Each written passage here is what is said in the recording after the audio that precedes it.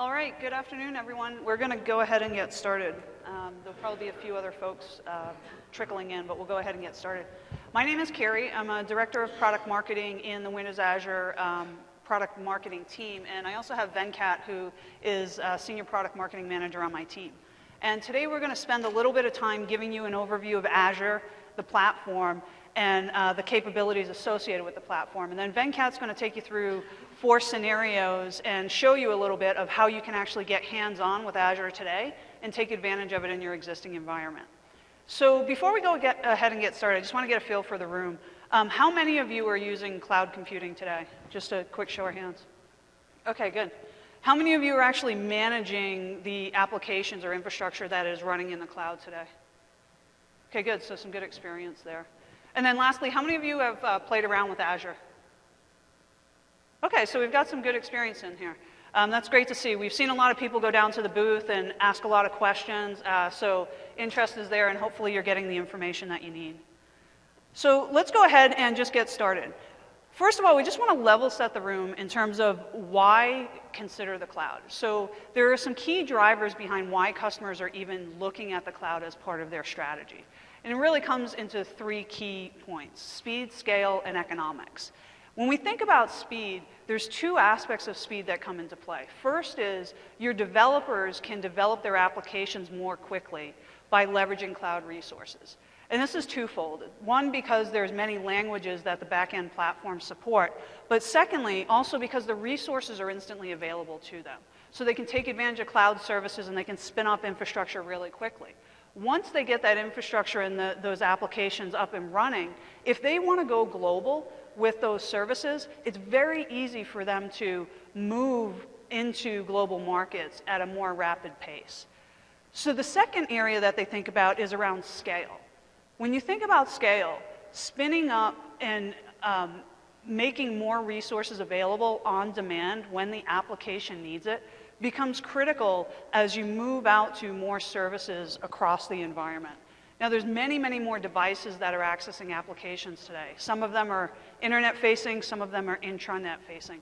But the ability to scale on demand, and again, reach that global market, whether it's scale compute, whether it's scale storage, whether it's scale memory, the cloud gives you that ability to burst at a very rapid pace. And then finally, the economics associated with cloud computing. Now, in some cases, there's true TCO and cost plays associated with the cloud. In other cases, the economics really comes in the ability in how you purchase and leverage the resources. So if you want to do a pay-as-you-go and only use the resources for the period of time that you need them, if you want to spin those resources down and not have to pay for them when they're not being used. These are some examples of how cloud economics can help you move your business forward more quickly. So as we think about the benefits that cloud provides, we also have a number of innovation challenges that I'm sure you guys are dealing with every single day. As the business comes to you and they say, we want to do things faster, we want to be able to scale more quickly. And some of the challenges that we often hear as we're talking to you is, how do I integrate with my existing IT investments? So most certainly there's a diverse environment that you have in your data centers today. You may be running Windows Server 2008, you may be using virtualization, you may be migrating into Server 2012. And for everything that you've just recently deployed and all of the workloads running on top of that infrastructure, you want to make sure that you can continue to manage those assets and continue to gain value out of those assets, while also looking forward into how do you meet the growing needs of the business to be more agile. So how do you take advantage of what you have today, and then also take advantage of what the cloud can bring you in your strategy in the future. The second key thing that we hear about is around the heterogeneous environment. So in your environment today, you may have a number of different operating systems. Certainly we know many of you are running Windows. It actually powers about 2/3 of the servers that are around the globe. But there's also instances where you're running Linux as well. In addition to the operating systems, there's .NET development that's happening. There's Java development that's happening. And then as you move into the other frameworks, there's other things that your developers are using. And then if you think about the consumerization trend that's happening and bring your own devices, I'm sure many of you are dealing with how do you address the application compatibility with all these devices. It doesn't really work all the time. So what are my options there as I think about the cloud? How can my cloud strategy help this heterogeneous environment? And then lastly, security and compliance by far is something that is always top of mind for businesses. So whether it's securing your data, whether it's securing your data center, whether it's securing the infrastructure resources, you always are thinking about security. And when you move into the cloud, compliance actually takes another pivot as well, because some of you have regulatory requirements that you have to consider when it comes to data and how some of that data is managed. As we think about Azure and the enterprise needs, we really take all of these challenges and all of this innovation and we put it into 3 key buckets. And we call that the enterprise needs integration, heterogeneity, and security in any solution that they're going to bring forward as part of their strategy. And with Windows Azure, we believe these fundamentals are really intact. And we want to take you through a little bit of this today, and then Venkat's going to actually show you some of these scenarios to enable these as well. Now, when we think about integration, we're really thinking about the combination of on-premise and the cloud. We're not asking you to make an or decision here. In fact, we think an or decision would probably be the wrong direction because there are a number of resources that you're taking advantage today. They're running very well in your environment, and you want to continue to maintain those. However, as you think about going forward in the future, there are going to be scenarios where cloud is going to make sense for you. And Azure is a platform that can be that cloud backend for you. You've probably seen this diagram before. This is the Cloud OS vision. And behind the Cloud OS vision is really the Windows Server platform. We have Windows Server on-premise, we have Windows Server at the service provider, and then we have Windows Azure in the Microsoft data centers. Windows Azure is built on the Windows Server foundation. In fact, we've just updated all of our data centers to Windows Server 2012. So everything that runs on Windows Azure right now is running on Windows Server 2012. The key capability here is we want to have one consistent platform that you can run your services on. So whether you choose to run those services and manage them in your own data center, whether you choose to use the VM portability and run those in Microsoft's data center on Windows Azure, or whether you decide to move that into a hoster, you have the same platform and you get portability across all of those environments. And as you can see around the wheel, you'll probably identify with many of these capabilities because you're using virtualization in your environment today. You have Active Directory deployed, and you have identity on-prem that you're going to need to synchronize into the cloud. You have many development languages. So there's a lot of opportunity here to create a robust hybrid environment and take advantage of cloud resources in Azure in your strategy going forward. In addition, the next area we just want to talk about and hit on lightly is the heterogeneity part. So we talked a bit about the fact that you may have a lot of .NET development on-premise today. Your developers may also be using Java. As they go into the cloud, they may decide that they want to take advantage of open source frameworks. So you need to provide them a back-end infrastructure that's going to scale with the applications that they're developing and also accommodate the languages that they want to develop in. Now, when most people think about Microsoft, they think Windows. Azure has to be a broader platform. So of course, we're always going to be first and best on Windows, but we also have to make sure that we accommodate the heterogeneity that you guys have in your environment today so that we can move forward and help you enable your businesses. Another example, in terms of devices, we talked a little bit about the consumerization of IT. So through our mobile services capabilities and just through the nature of cloud computing, you can now take advantage of enabling various devices in your environment without having to go heavy on the infrastructure side of it. And we provide diversity in the databases as well. If you want to run SQL Server, certainly it's available for you. However, if you're taking advantage of big data and you're punching in through Hadoop, Windows Azure supports that as well. So the last area we just want to hit on is that security component. And what we hear from a lot of customers is that if they're going to go with a cloud provider, they want to ensure that that cloud provider is a trusted partner for them. And we want to talk a little bit about transparency and how we share information with you around the Windows Azure. And particularly, we just want to talk through some of the security and compliance pieces.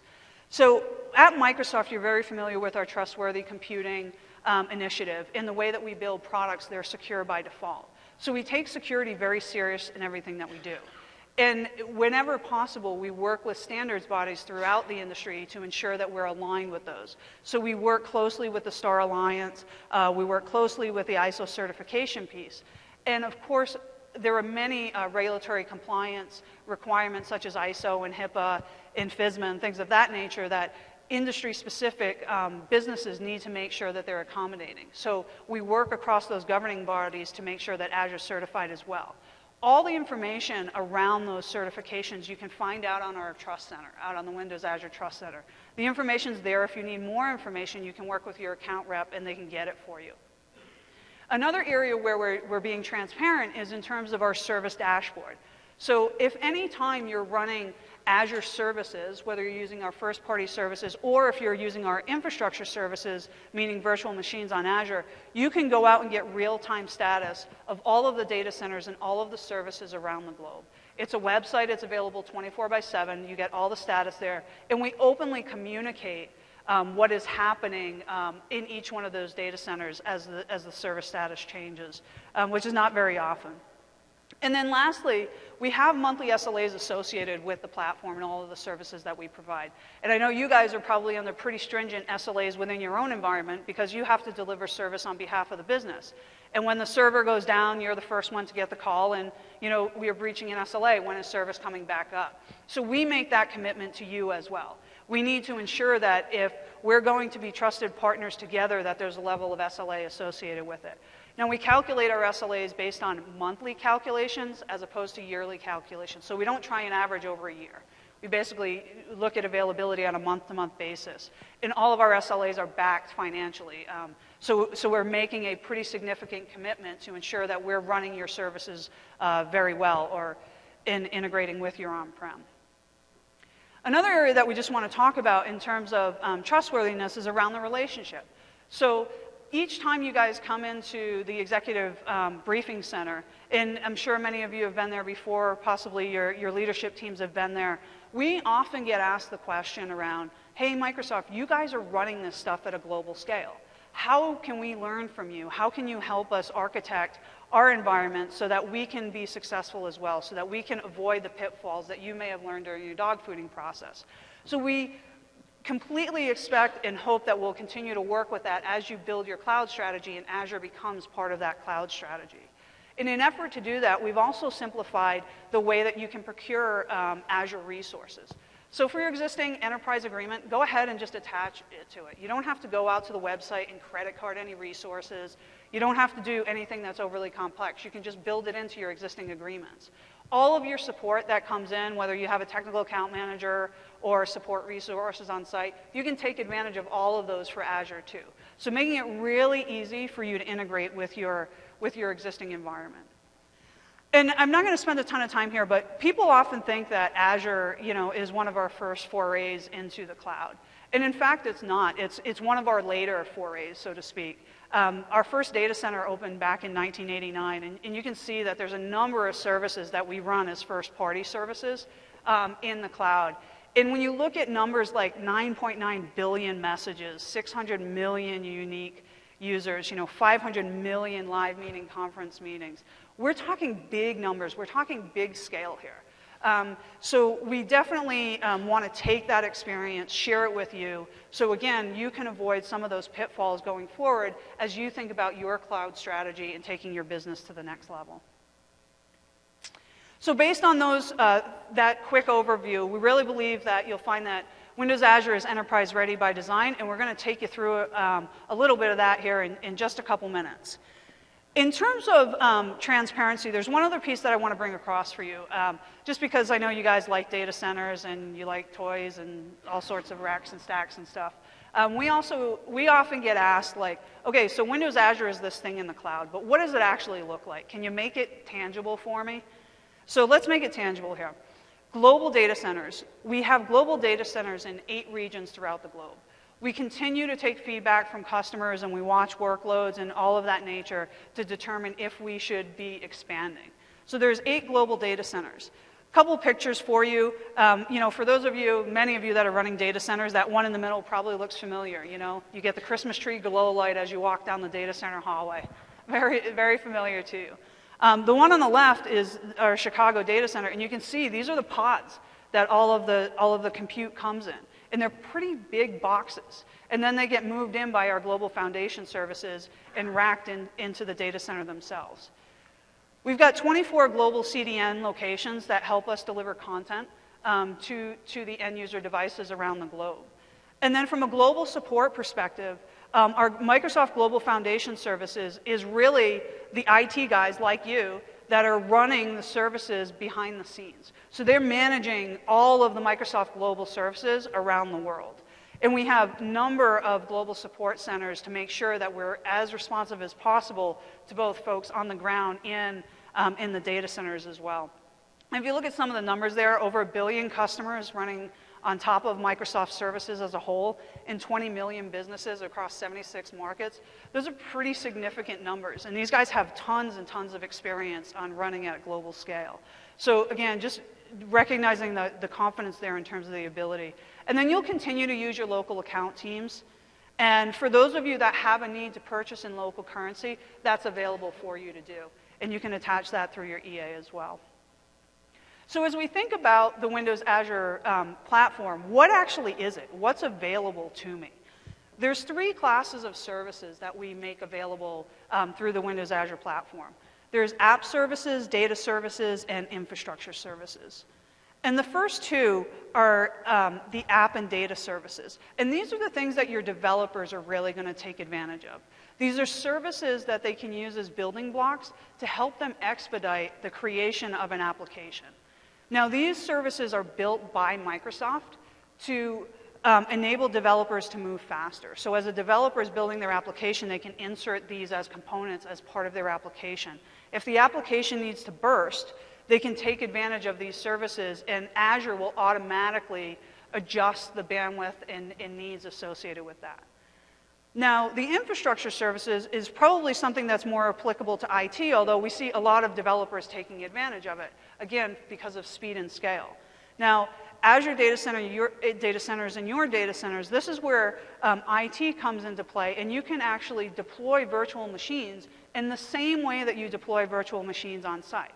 You can manage them in the same way that you manage them today through System Center. The ability to take these virtual machines, load them into the cloud, and then connect them through virtual networks and VPN so that they punch down and communicate to your on-premise data center is fully available through Azure. And Venkat's going to show you some of that today in terms of how you do that. And there's a couple different ways that you can take advantage of the virtual machines. We're going to provide some for you by default, so you don't even have to build them. You just choose them and spin them up. You'll have the ability to import them. Or you can use open source images. So depending on what the business needs are associated with your application and your infrastructure, you've got a lot of flexibility there. But the key takeaway here is to think about application services and data services are first-party services that Microsoft provides so that your developers can integrate them into their applications. And we manage those. For infrastructure services, this is where you get a little bit more configuration and management control, and the responsibility of managing these virtual machines relies within IT or the developer that's leveraging them. With that, I'm going to go ahead and hand it over to Venkat, and he's going to talk you through a couple of scenarios that you can use today to get started with Windows Azure, and he's also going to take you inside the management console a little bit so you can see how some of these things actually work.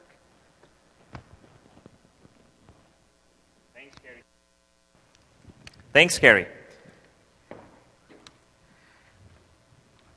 All right, so now that we basically know what Windows Azure is, and essentially it's a bunch of building blocks, right? Finished services that you can do, that you can build applications, or you can build data center in the cloud fully. What I'm going to do is I'm going to just focus on 4 scenarios. The first of which is basically using Windows Azure as a giant hard drive in the cloud, right? For your backups and recoveries and so on. Fairly easy to use Windows Azure in that manner. Second one is the test and dev scenario. Third is basically extending your infrastructure, and we'll talk through each of these. And the last one is basically use Windows Azure in areas where you wouldn't think of using your own data center, right? So before we talk about using storage, let's take this example of what really happens in your data centers. If you basically ask organizations, how is the data growing over time? This is how your data basically grows, right? 50 to 60% annually. This is what IDC says organizations are facing. Is that something you guys are noticing as well? 50 to 60% sound about right? Throw out a number? Okay. So data is growing exponentially, but what is happening is that the most frequently used data that you actually need on premises more or less follows that green line. So if you think about where is that you can basically put data, the difference between the blue line and the green line is the possible opportunity for you to start using cloud as a storage, right? Now, there might be reasons like compliance and performance and even network costs that might prevent you from putting some of the data in the cloud. But that is how you want to think about, right? That is the data that you can potentially put inside the cloud. And if you were to use on-premises SAN storage for a bunch of these things, turns out SAN storage is expensive. And Forrester had a stat out there. Basically, it's 4 times as expensive as cloud storage when you start factoring in IT staffing costs and overheads and so on and so forth. So the complexity of managing storage on-premises is removed by basically using cloud as a storage option. So fundamentally, conceptually, that is the area where you want to use cloud for storage. Let's now talk a little bit about the Windows Azure storage system. Like I said earlier, it's a giant hard drive, right? That's the easiest way to think about it. Today, it has about 4 trillion objects. It processes about 120,000 requests per second, and during peak times, that number goes up to about 1 million requests per second. So it is a ginormous scale all over the globe, the storage system that we have in place in Windows Azure. It is a highly durable and available storage. In fact, every file that you copy in Windows Azure, we make 3 copies of that across different racks and servers. That provides availability. So if one storage server were to go down or a rack were to go down, you still have your data accessible, right? And that's backed by financially backed SLA of 99.9%. We also support REST APIs, and we have a lot of third-party tools that you can actually use to talk to the storage system. Or if you want, you can also build your own tools to talk to the storage system. Yet another cool feature about Windows Azure storage system is that not just 3 copies of your data are made in a local region, we also asynchronously copy that data into a region far away, hundreds of miles away. So that protects you against regional disasters. So basically, you can use Windows Azure storage system then to factor into your DR plans as you're thinking about backups and archival and that kind of storage, right? So with that, what I want to quickly do is show you in the management console how you can set up a storage account and maybe just store a file there in the Windows Azure storage system and just walk through that workflow, how that feels and looks like.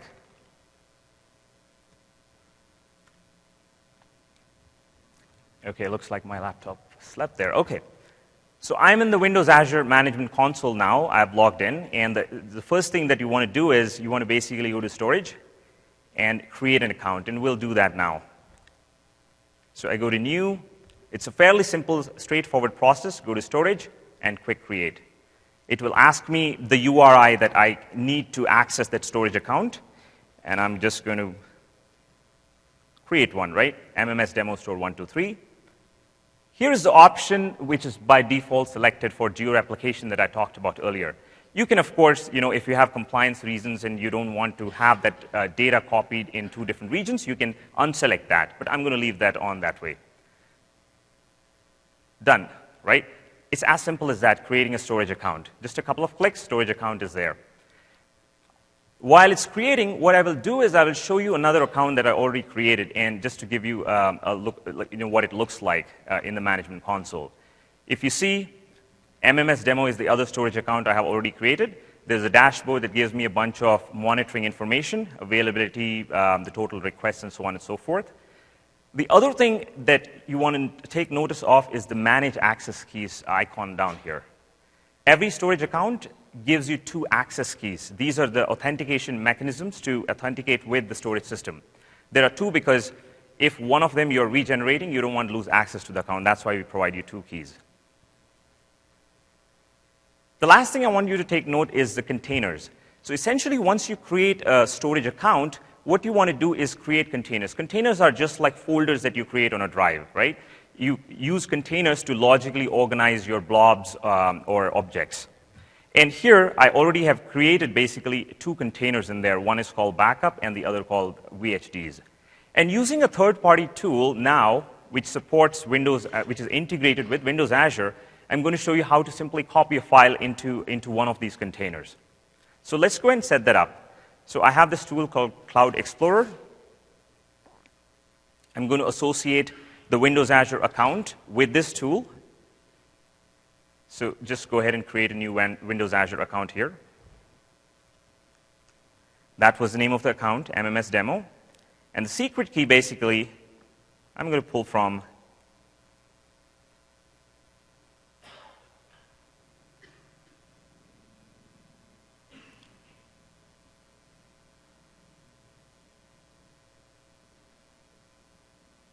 okay, my internet is really fast here. I'm going to pull from this.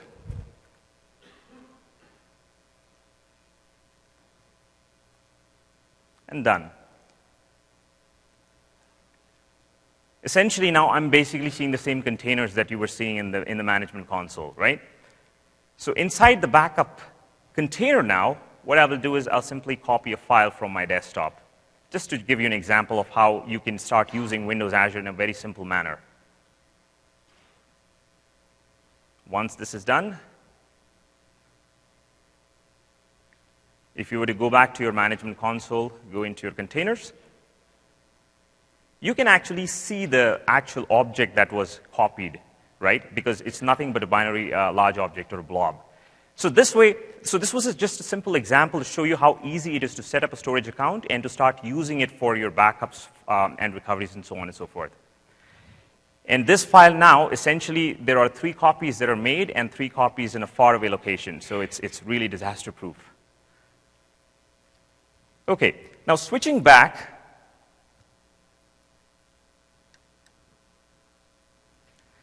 I want to give you a couple of examples of how you can start using Windows Azure storage system by some of the first-party solutions that we have in place for you to start using. First of which is a solution called Store Simple. What Store Simple does is it's a device that sits on premises, behaves and feels like a SAN storage device.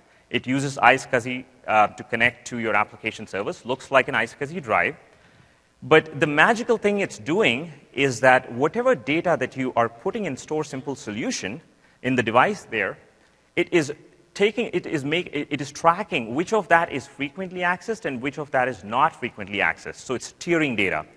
And the data that is actually most used, it is keeping on premises in SSD and actual hard drives. The rest of the data, it is silently backing up to Windows Azure.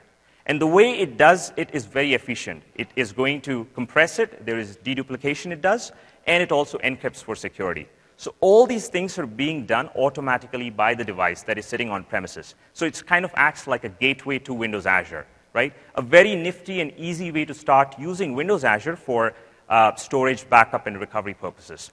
So if you guys are more interested in the solution, there is a session later on at 2 o'clock. You want to go and check that out.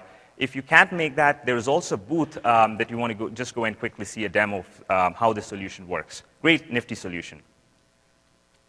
A second way you can start using Windows Azure for storage, backup, and recovery is by using a service called Windows Azure Backup. Essentially, what that service does is it allows you to back up your data center data if you're using a System Center DPM, or if you're just using Windows Server, there is an agent you can download into Windows Server and associate with your storage account. And thereafter, you can point all of your backups to happen in Windows Azure. It is very efficient. It also does compression, and it only does incremental backup, so you don't get a hefty, at the end of the month, a network bill. And you basically are doing it from a familiar interface, your System Center and Windows Server that you're already used to. Again, a very easy way to start using Windows Azure for storage and backup.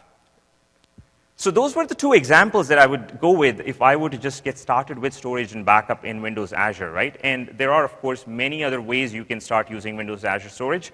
There are a lot of third-party solutions out there as well. Or you can build your own tools using the REST APIs because all of the APIs are open.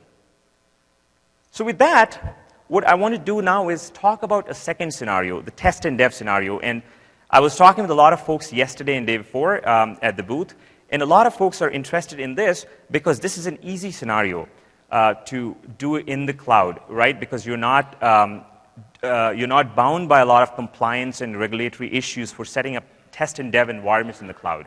Why would you want to do that in the cloud, right? Here are the few limitations of doing it on premises. It's oftentimes you are limited by hardware budget if you want to do this on premises, right? Developers basically are asking for virtual machines, and it takes a ton of time. Sometimes I've heard it take weeks or even months to get some of those machines in the hands of developers so that they can start playing with the code and testing and so on and so forth. In the cloud, it's very easy. You can spin them up on demand when you want and spin them and basically shut them down when you don't. So effectively, you're paying for only what you're using. Makes for a great test and dev scenario. Makes for a great scenario to just start using Windows Azure. And the last thing is, well, on premises, you're always contending, right? You have limited resources, and the test and dev machines are always contending with the primary workloads, the production workloads that you're running. So it makes for a great case for putting this up in cloud and doing all of the testing in the cloud. The other advantage of using it in the cloud is that you can actually ship test for realistic scenarios. Imagine if you had an application and you wanted to test it for spiky traffic, right? Doing it on premises is extremely hard because for that amount of time, you have to provision those number of VMs to see if it scales or not. In the cloud, it's really easy. In Windows Azure, you can just spin more VMs, test that scenario out, and shut them down when you're done with it. So it makes for a great case. So what I want to do now is show you guys how easy it is to just spin up a VM in the cloud and just connect to it. Literally, it just takes minutes to be able to do that. Okay, I'm going back to my console here. Essentially, I go down and hit New, Compute, Virtual Machine, and I'm going to pick. There are two ways of creating a virtual machine, either Quick Create or Gallery. I'm going to do the slightly longer approach because it gives me more options from the Gallery. And like Carrie mentioned earlier, there are a bunch of first-party images which are already in the Gallery today. And in time, this is only going to get larger and bigger as we start putting more and more images in the Gallery. So today, you can do Windows Server, SQL Server, BizTalk, and a bunch of open distributions of Linux. So I'm going to choose Windows Server to create a VM. It's going to ask me a virtual machine name. Essentially, that is the name that later on I'm going to see it in the console.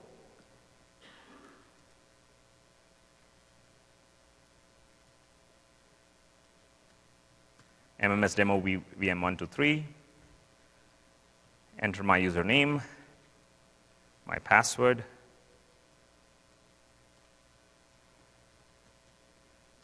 This is the place, by the way, you want to keep some strong password because otherwise, if it's weak password by the time you're done, you might get attacked and the password is changed.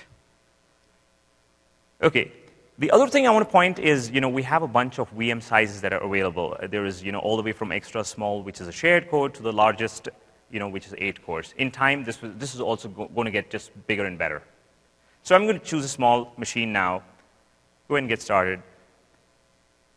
Here is the other thing. So automatically, Windows Azure assigns a DNS name to every machine that I'm creating.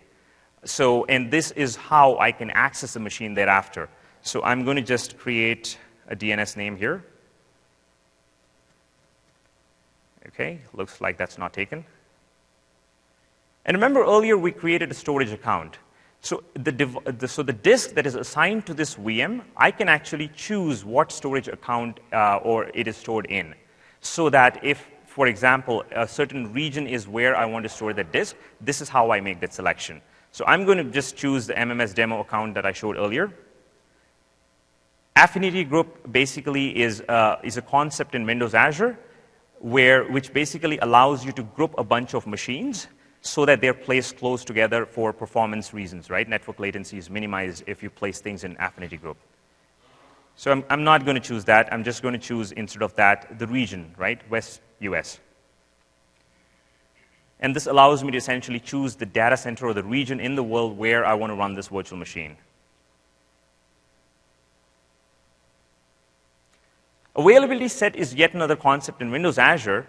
Essentially, if you want a bunch of machines not to be placed close together for the sake of availability, if you're building an application, a highly available application, and you want your VMs to be separated out and kept far away so that if one goes down, the other is not affected, or if one is getting updated, they don't get updated at the same time, this is how you would do it, by putting things in an availability set. So I'm going to leave that, and done. Right? So it's that simple, really a few steps to create a virtual machine up and running. While that is getting created, it typically takes 2 to 5 minutes to the VM to get provisioned and to start working. I'm going to just go and connect to an already existing virtual machine, just using RDP. So here you can see I have a bunch of virtual machines running. MMS demo is something that I created earlier. And let's look at the dashboard. It shows me a bunch of things like CPU percentage, disk read, write, etc. A whole bunch of things.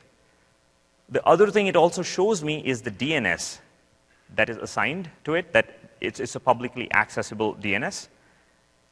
There's an IP address as well, a VIP that gets assigned to it, virtual IP address.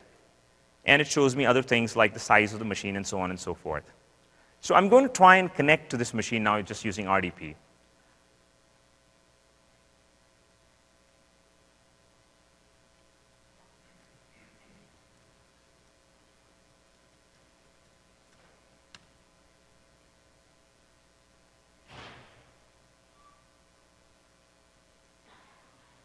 All right, so it's as simple as that.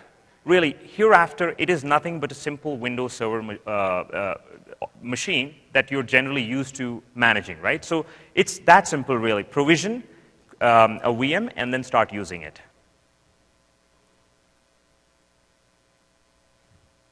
All right, so let's switch back.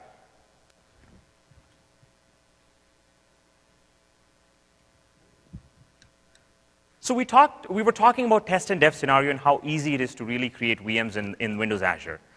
A big question that we get oftentimes is, great, you created your test and dev environment in Azure. Now you want to replicate the same environment elsewhere. Maybe your production environment is on premises, or maybe it's in a hosted environment. How would you do that? Turns out, as Caddy mentioned earlier, the virtualization layer underneath for Windows Azure is the same as your Windows Server environment, right? Both are powered by Hyper-V. So what that means is the format of the image or the VM that's running in Windows Azure is the exact same format as Windows Server, the VHD format. And that makes for your VMs to be easily ported from one environment to the other, be it your own on-premises environment or a hosted environment. In fact, I'm going to talk about a customer example, Telenor, who did exactly this. So Telenor is a Norwegian company, a big telco provider. They were running SharePoint 2007, and they wanted to upgrade to SharePoint 2013. They didn't have enough of infrastructure to do all of the testing and load testing, performance testing, and all of that sort of stuff on premises or in their hosted environment. So what they did is they leveraged Windows Azure for their test and dev environment. They set up a bunch of farms, staging environment, pre-prod environment, and a bunch of developer machines, the ones that you see on the left. Did all of that testing in Windows Azure. It took them literally weeks to finish, start and finish everything instead of months, which would have taken, if you had to really buy the hardware, provision it internally, and so on and so forth, right? And then after they finished all of the testing, they brought all of those VMs to the hosted environment and started running their production in the hosted environment that they had, right? And that was easy because, well, first and foremost, the VMs are very portable. It's the same VHDs running here and there.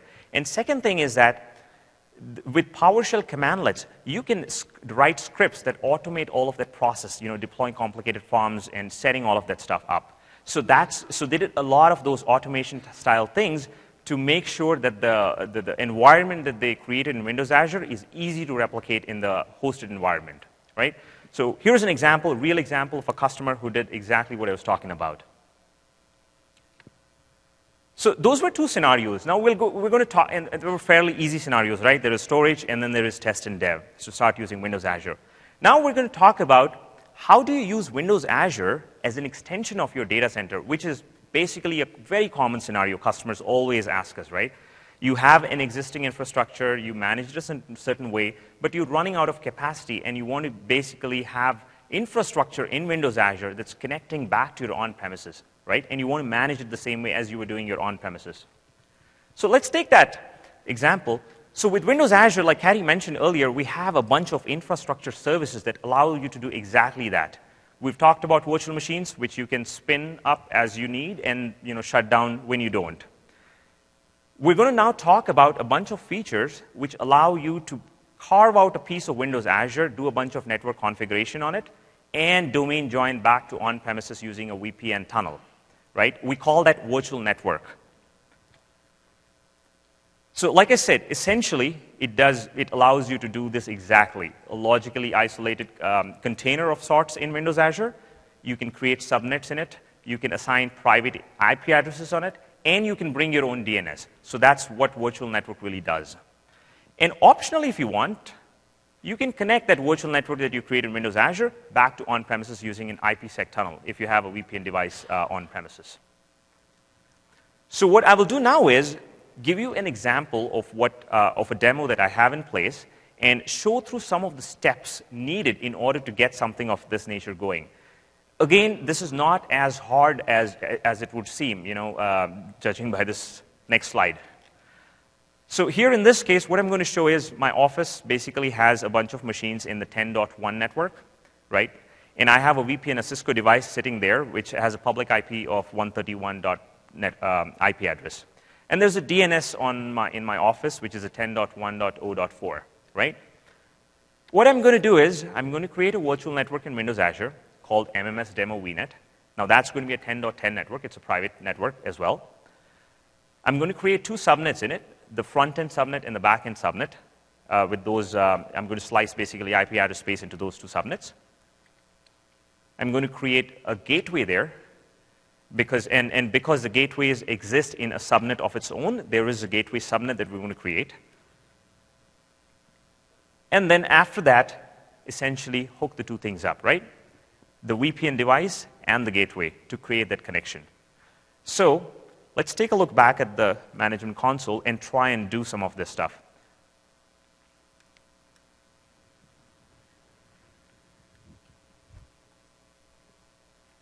Okay, so the first step really, in order to get something like that done, is create that virtual network in place. So in order to do that, I basically hit New, go to Networks, Virtual Network, and there are a bunch of ways you can create a virtual network. What we're going to do is custom create. There are other ways. If you, for example, have already a configuration script, it can import that configuration script and create that out of that file. But what we're going to do is just custom create. Okay, first thing first, it's going to ask me the name.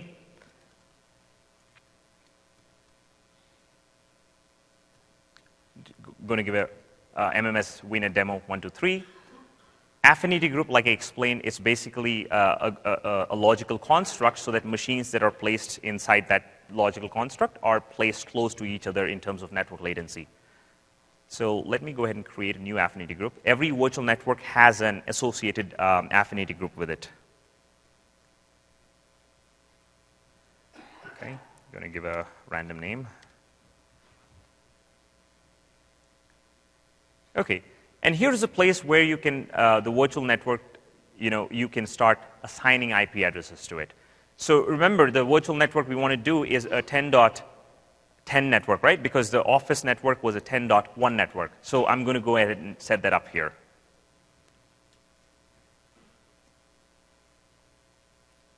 CIDR format, I'm going to just put 16 here. And then within this, I'm going to create a front end subnet, which is, I'm going to leave it this way and instead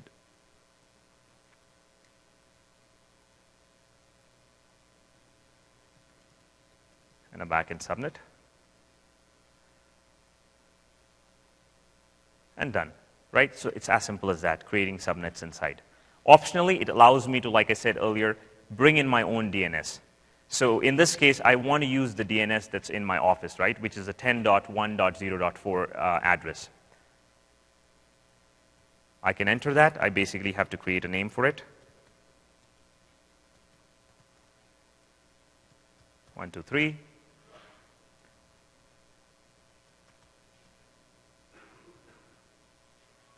And this is a place where I have to specify if I want to connect it back to an Office network, right? Configure connection to local network. I'm going to go ahead and check that box. This is a time when I have to also enter the gateway subnet that I talked about earlier. And the gateway subnet at least have to have the ability to host a couple of gateway machines there. We basically keep 2 gateways in there, right, of active-passive mode. So I'm just going to go ahead and create a 10.10.2.0/29. Local network, this is basically my Office network, right? So it's going to ask me a bunch of things about my Office network, first of which is my Office network name that I want to associate. I'm going to call it my Office net. The VPN device IP address, right? That is the public-facing IP address of the VPN device that's in my office. So that was 131.107.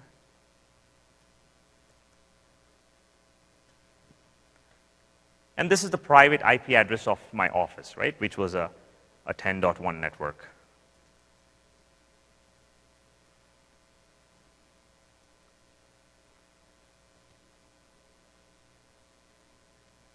Okay? And that's it. Those are the steps really that are necessary to create a virtual network. Well, it's already done. So what happens afterwards is this. Essentially, what you see now is that I've created the virtual network there. The gateway is not up and running yet. So there are 2 steps that we still need to do. First, create a gateway in the gateway subnet that I created. And the second thing is configure my on-premises VPN device, right? That's still a missing step. So that from that end, the connection can happen, the handshake can happen. So I'm going to go ahead and create a gateway.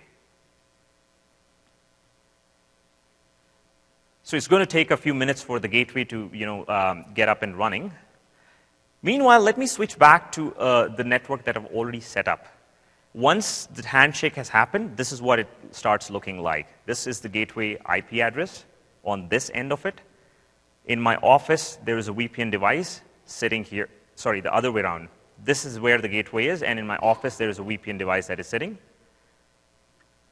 And if you go into configure, you can, by the way, change a whole bunch of things afterwards as well. The subnets that I created, the DNS server that's using, and my gateway subnet. So once this is set up, essentially, switching back, this setup is now complete, right? The missing step that I did not show you is configuring the VPN device on premises. And in order to do that, if it's a Cisco or a Juniper device, there are a bunch of scripts that are available in the management console that you can just download, edit basically the IP address of the gateway and the shared key, and you can basically apply that to your Cisco or Juniper device. And the handshake can happen, right? The IPsec tunnel gets set up.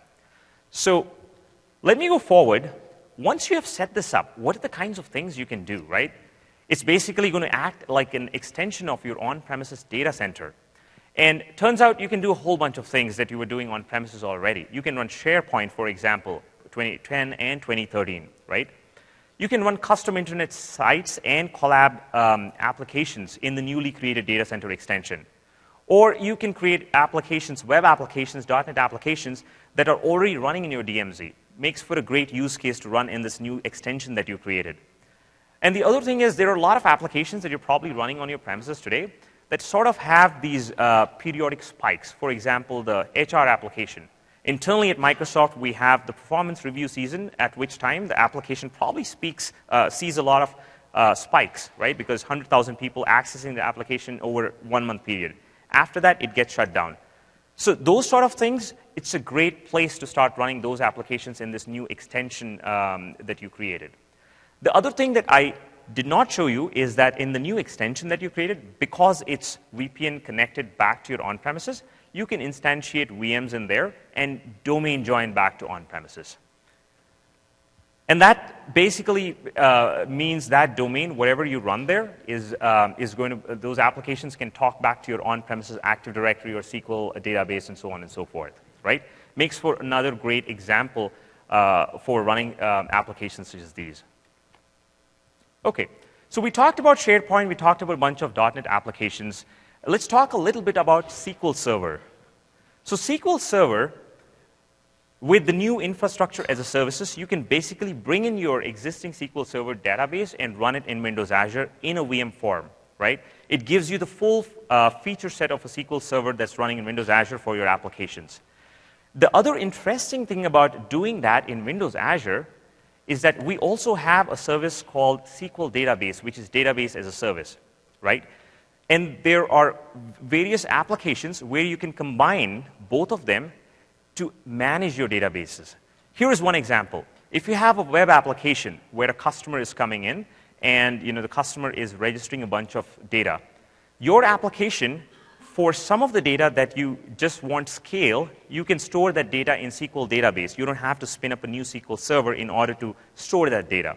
But there might be some PII data that you want encryption and a whole bunch of other features that SQL Server has. For that data, you can use SQL Server running inside of a VM. So by combining both of these, SQL Server running inside of a VM and SQL Database, which is database as a service, you can manage your database in a much easier manner than managing everything inside of VMs running SQL Server, right? So another advantage of using infrastructure services in Windows Azure together with some of the finished services that we have makes for building applications and managing applications much easier. Okay, so we talked about this scenario. Let's talk about the fourth scenario, right? Reach where your data center won't. Essentially, there are a couple of things which Windows Azure provides a much better environment for you to run your applications than what you can do with your on-premises data center. First of which is mobile applications. Carrie mentioned earlier about this set of services called Windows Azure Mobile Services. Essentially, what those services do is that it provides a turnkey backend for your mobile applications.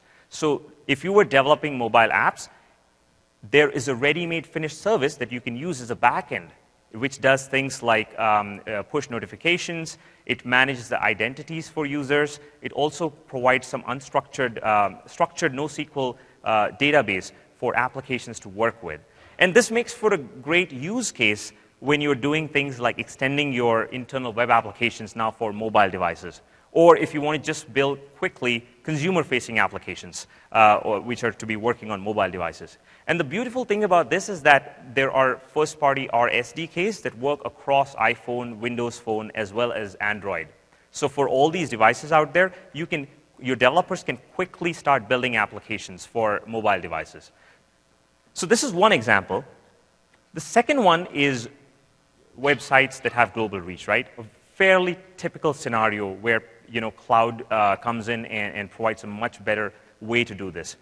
Because Windows Azure is running across the globe in 8 different regions, it is very easy to set up websites, right, which can run globally and provide for a great performance irrespective of where the customers are coming and accessing those applications. And the other nifty thing is in Windows Azure, there is a service we offer called Traffic Manager. I don't know if you guys have heard of Traffic Manager. What essentially it does is it load balances. It's a global load balancing solution. It drives traffic to the right data center depending on where the traffic is arising. For example, if you have a website that is global in nature and there is a person in Singapore coming and accessing that website, it automatically figures that, hey, that user came from Singapore and directs that traffic, user traffic, to the application running in Singapore. If the user is coming from US, it drives the traffic to the US data center. So effectively, you can build very high-performing web applications using tools like Traffic Manager that Windows Azure offers. The other thing about websites is, like Carrie mentioned earlier, there are a bunch of open frameworks that are ready to use in Windows Azure. So what I'm going to do now is quickly show you how easy it is to set up something like a WordPress website in Windows Azure. A few clicks, and the website is up and running. Okay, so going back to my console, this is how I would just set up a website in minutes.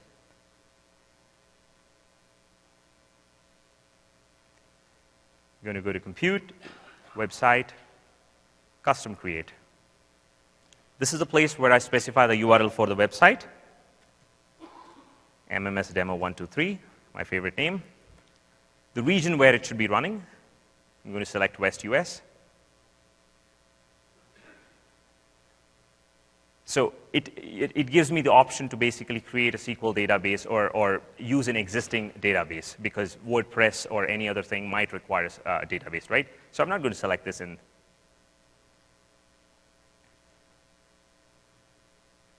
So that was the plain, simple, vanilla version of creating a website, right?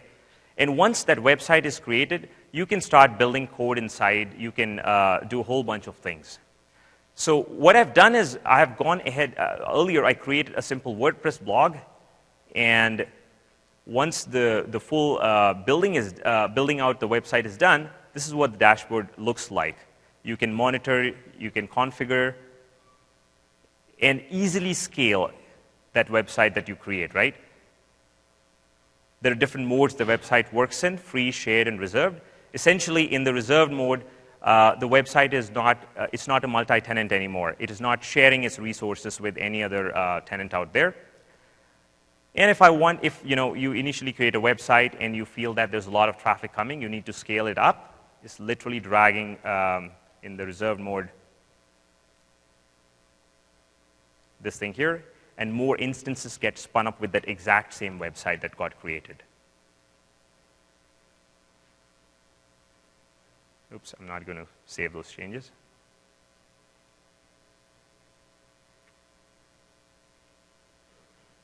Okay. Of course, if you browse the website, well, this one has been successfully created, is what it says. This is the one that I had created earlier using WordPress.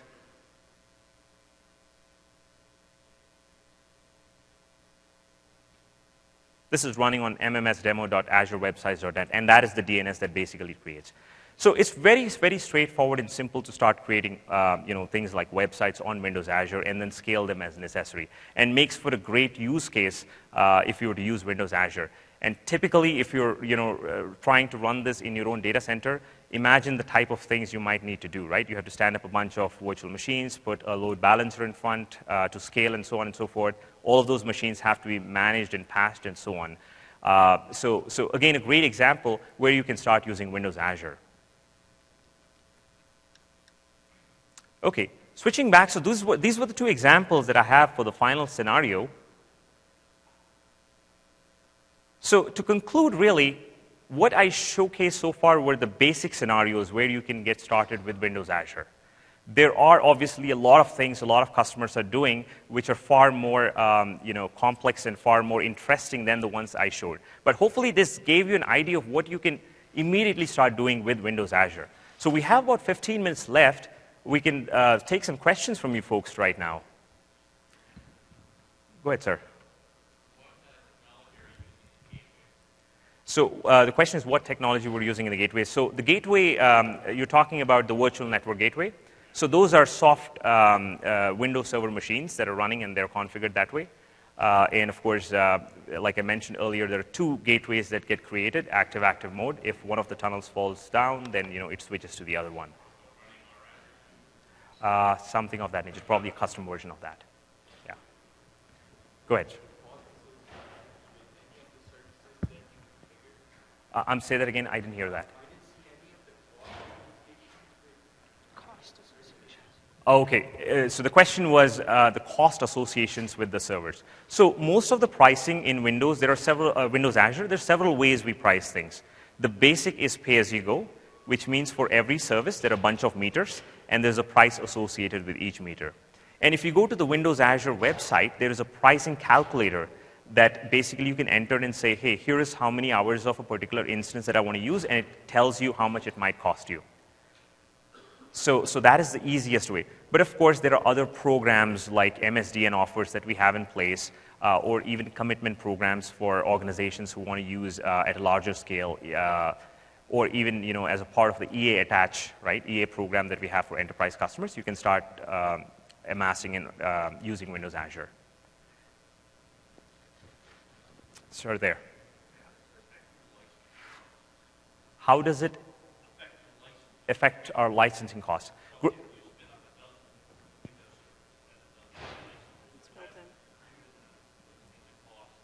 So for Windows Server, it is built in the cost, absolutely. It's built in. It's also built in.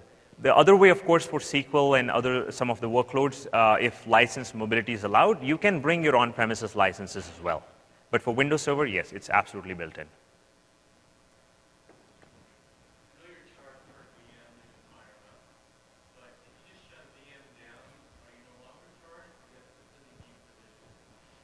So at this time, you have to completely deprovision it if you don't want to be charged. If you just shut it down, you still get charged for the VM because the resources for that VM are already allocated. But that is something we're looking to address. If you do want, however, not to be charged for a shutdown VM, there is a PowerShell commandlet way of doing it, but not through the web property. In addition, if you're using the blob storage as part of the component of that VM, you need to make sure that you basically remove anything out of that storage so you're not charged for the storage costs as well. So, question in the back?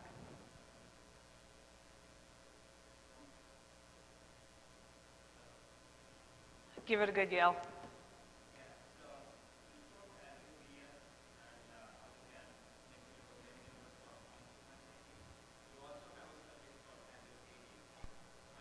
Is, can I take Azure VM and make it domain member of Azure AD? So can you take basically Azure AD and domain join a VM as a part of Azure AD? No, the other way around. If I have Azure VM and if I have Azure AD itself, can I make the Azure VM domain member of that Azure AD?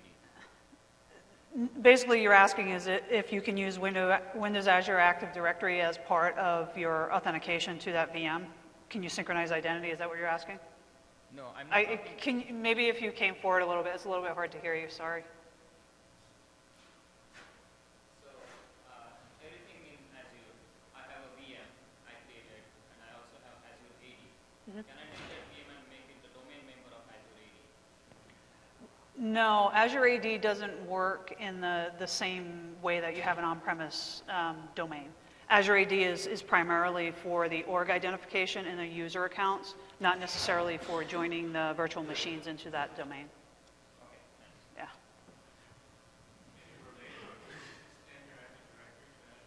Yes. Yeah. Yes, sir.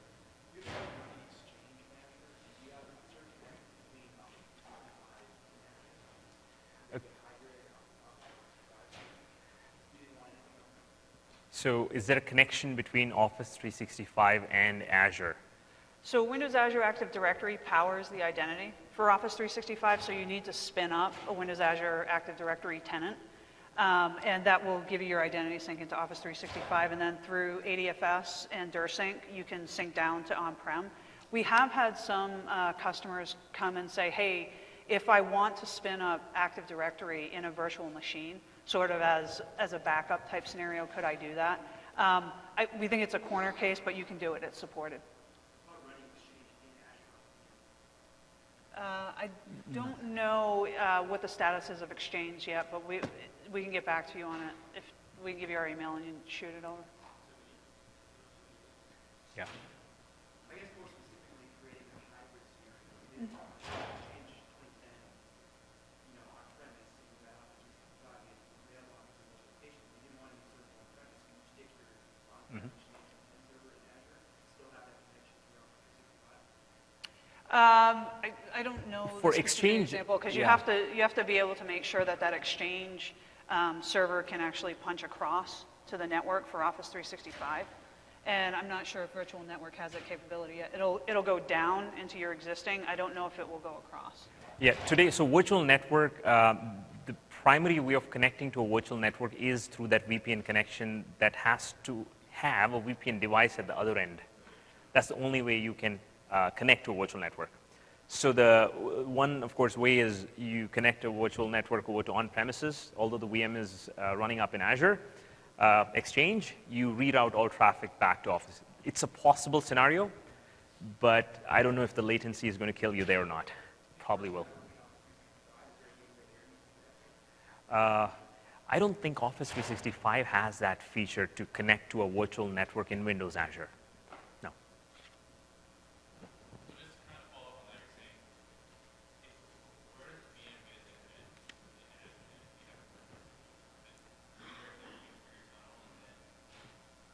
internet in Azure? Sure. Where does the VM get its internet? So every VM that's inside of a VNet, if it's a public traffic, internet-facing traffic, then automatically the routing table is set such that it gets the traffic from internet directly. Otherwise, if it's coming from a local on-premises private IP address, then it gets routed via the tunnel that's created. Not today. Split tunneling is what you're asking, right? No, not today. On the same topic, when you create the virtual network, it's placed in a particular region, in that case, it's Western Europe, I believe. West US, yeah. Say I create another virtual network in East Asia. What's the routing scenario between those two virtual networks? Do I got to come back on-prem from both of them throughout the complete? Today, yes. Today, yes. Because there isn't a way for the gateways to connect to each other inside of one VNet to another. So you will have to come back on premises, and you probably have to have some routing logic on premises to route traffic between the two VNets.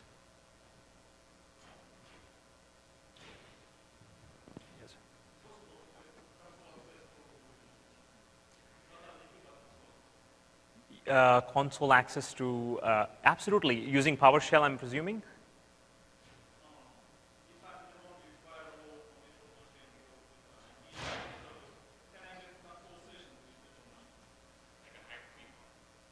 A Hyper-V console. No, there's no Hyper-V console access to the virtual machine. It's all done through RDP or through PowerShell. Because the underlying virtualization layer is abstracted out, right? You only get access to the VM, and you can only punch holes to the VM and see the VM. Right, because you're accessing the guest, where when the Windows Azure platform is the host.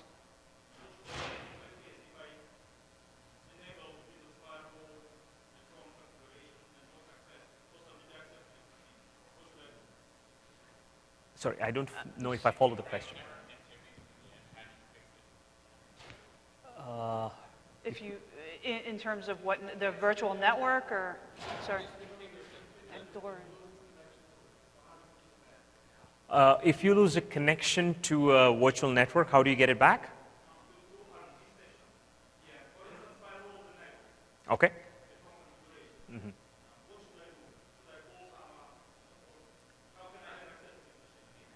Oh, if you basically, you're saying you have a VM there and there's no way you can access it. Well, easiest way is to go to the management console and delete the VM and create a new one.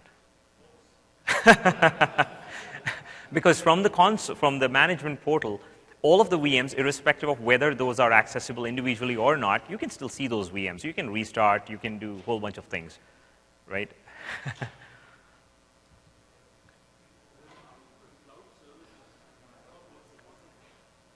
So cloud services essentially is a container. Think of it as a container in which you basically place web roles and worker roles, which are our managed VMs, right? In what we used to, and we've had this for a while.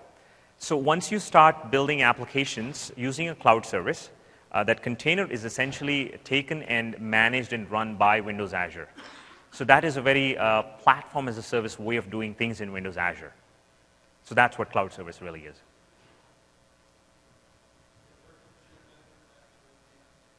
Can Virtual Machine Manager manage those VMs? They're working on that right now. Virtual Machines is still in preview, so the System Center team is working through all of their support for the entire product suite. Right now, System Center App Manager is supported, System Center Op Manager is supported, and the other products are working through that as we're still in preview as well.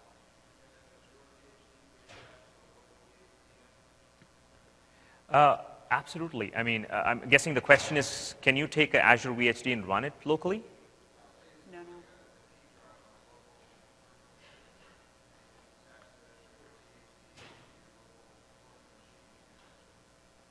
So basically a remote mounting of drives?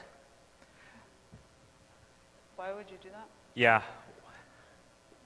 No, I don't believe that we can do that today, but I was asking why you would do that.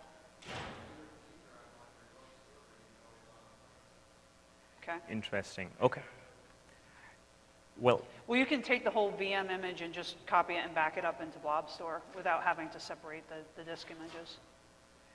That's available. yeah, today. that feature is not there today to do that, like, mounting on a local server, a blob store or an account yet. But if you wanted to take, like, if you Yeah. wanted to take that full VM image or the VHD and just drop it into the Blob storage account, like Venkat showed earlier, when you create that, you can use that as a backup, and you can do that through Windows Online Backup and DPM. That's available today because DPM has the capability to back up the virtual machines. So you could just install that agent down on the Windows server, point it to that VM, and then have it replicate up into Azure storage for you. It's probably a little bit cleaner to do it that way as well. So when you're expanding your infrastructure into the cloud, who's responsible for patching those data? Sorry, can you say that again? I can't hear you. Responsible for patching patch management? Who's responsible for patching? When it comes to the virtual machine instances, the IT, you guys, are responsible for managing that. Microsoft takes responsibility for managing cloud services, the app services and the data services that you saw in that chart. And we also take responsibility for managing and patching the underlying infrastructure that is the Windows Azure platform.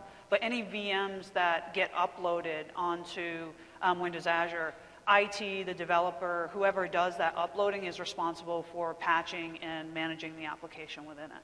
And that's one of the benefits, similar to what you have today, is you get a little bit more configuration and management control versus the platform services. We basically abstract that complexity for you, and we just manage it on your behalf. Is there anything on the roadmap for hypergraph? Not that we can share at this time.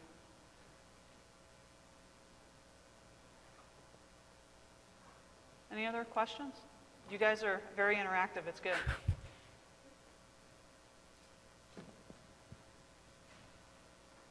All right. Well, thank you very much for the time. Thank you very much for the questions. Hopefully you learned a bunch today. And if you have other questions, swing by the Store Simple booth, swing by the Windows Azure booth. There's going to be folks there for the rest of the week. Thank you.